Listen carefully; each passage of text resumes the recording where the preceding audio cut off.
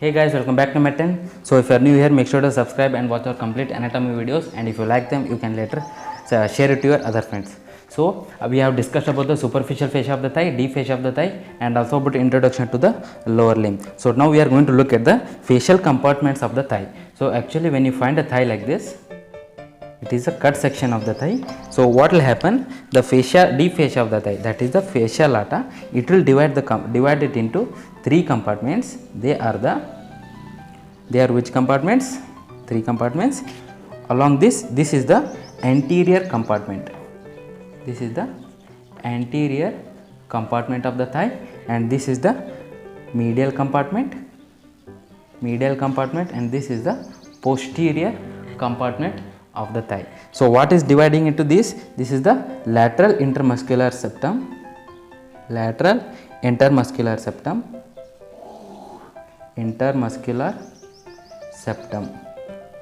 and this was the medial intermuscular septum,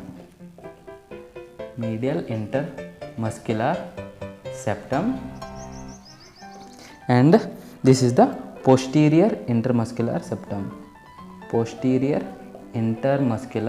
septum, and these septums will divide the thigh into three different regions or three different compartments. They are the anterior compartment, medial compartment, and the posterior compartment. So today we are going to learn about the anterior compartment of the thigh.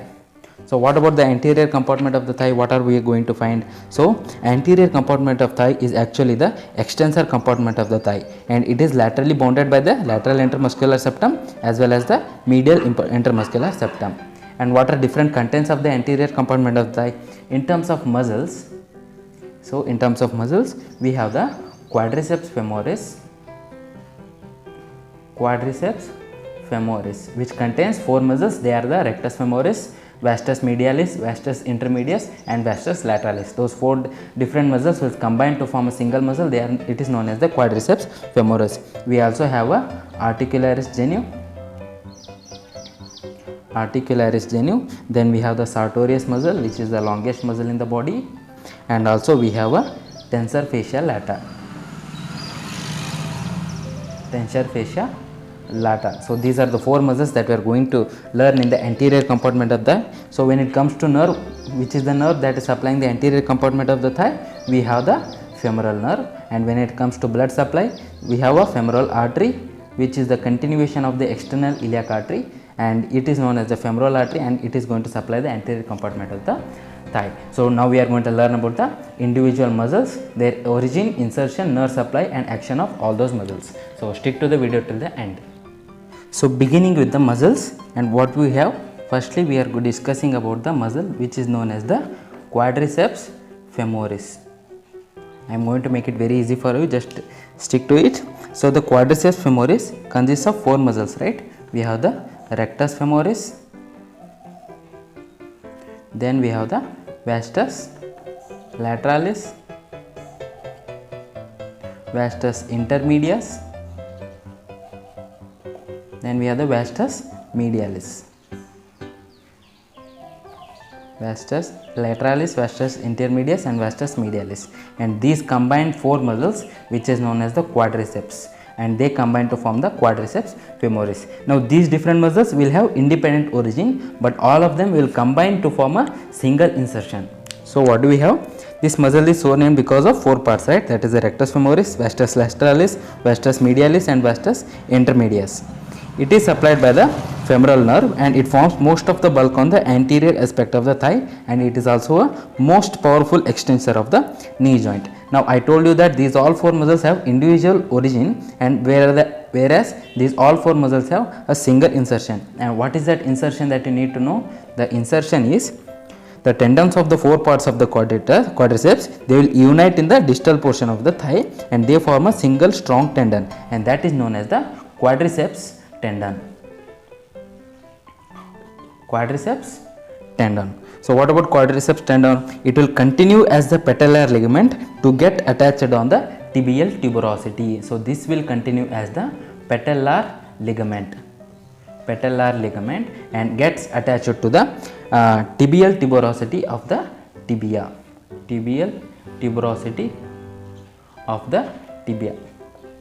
So this is the single insertion of all the 4 muscles. They will unite to form a single tendon, that is known as the quadriceps tendon, and it will continue as the patellar ligament to get attached on the tibial tuberosity of the tibia. So what about the nerve supply? All the 4 muscles have a single nerve supply, that is the femoral nerve.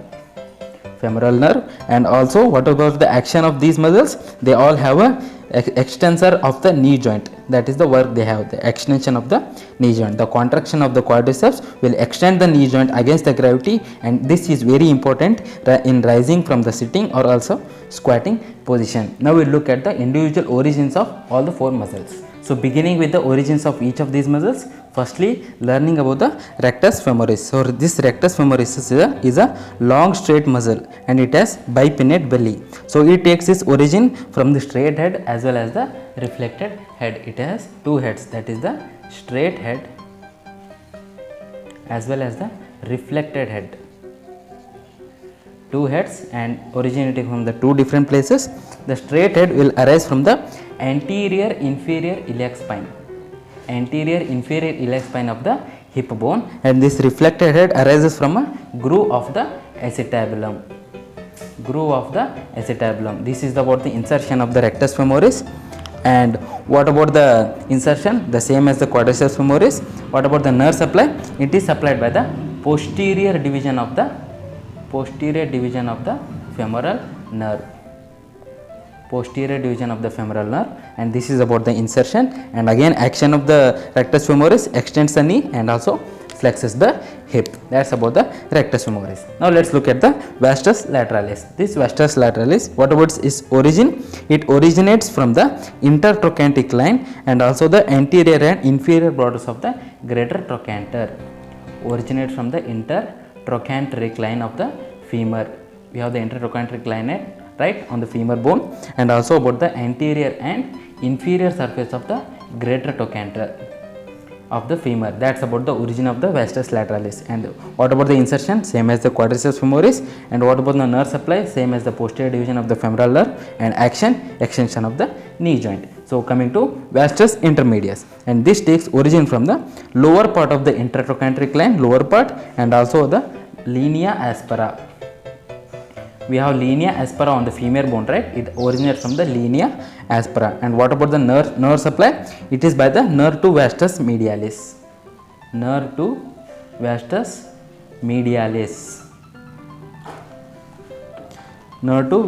So this is about the vastus medialis, not intermedius. Vastus medialis. It arises from the linea aspera on the thigh bone, and nerve supply is by the nerve to vastus medialis, which is the thickest muscular branch of the posterior division of the femoral nerve. Same posterior division, but it gives the thickest branch, that is the nerve to vastus medialis, and that is the nerve supply of the vastus medialis. Now coming to the vastus intermedius, and what about its origin? Originates from the anterior and lateral aspects of the shaft of the femur. And what about its insertion? Same as the quadriceps femoris, and nerve supply is by the posterior division of the femoral nerve, and also about its action, that is the extension of the knee joint. So this is about the muscles of the anterior compartment of the thigh, their individual origins, their final insertion, and also about their nerve supply and action of each one of them. So thank you guys, thank you for watching. If you like the video, make sure to subscribe and hit the like button, and also share it to your other friends. Thank you so much.